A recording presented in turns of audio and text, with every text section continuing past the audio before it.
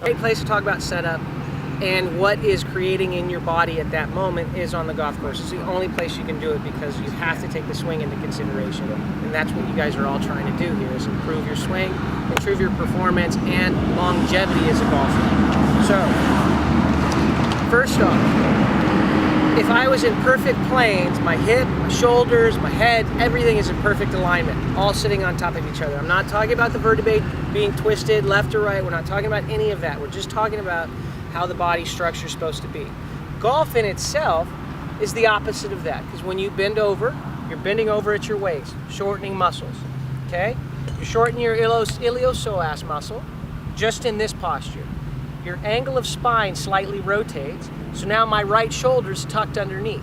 If I just hit 500 balls a day, which seems like a lot, but it's not when you're young and you're a junior golfer and you've got 8 hours to kill in the summertime. In fact, you can probably hit 1,000 golf balls a day. And if you're aspiring to get up to a golfer who shoots in the 70s, then you probably will hit 200 to 300 to 400 balls a day. It's the only way to get to that level. And if you're already at that level, that means you spent the time somewhere else. So your body is already in that position. So now, with the shoulder tucked in, the head has to tilt. That's just the setup. Of course, it looks relaxed, everything's comfortable, knees bent, athletic stance, back should be slightly up. Most of the time it tilts underneath, and when you do that, you can't actually rotate. But when the butt is slightly out, a slight arch extension, then you can rotate. This is just common, though.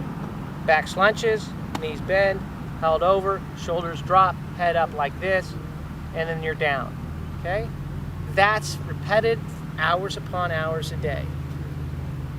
This is what we're trying to prevent, okay? We're talking about the golf swing itself and the planes that you're working with, basically the angles. So this is how actually golf can set your body up for the tendonitis, the shoulder pain, hip pain, knee pain, particularly knee pain with really strong golfers that have a great move on the ball. Their knees get in some bad positions. It's just from repetition. Again, it's an awesome game and it's beautiful, but let's talk about this, okay?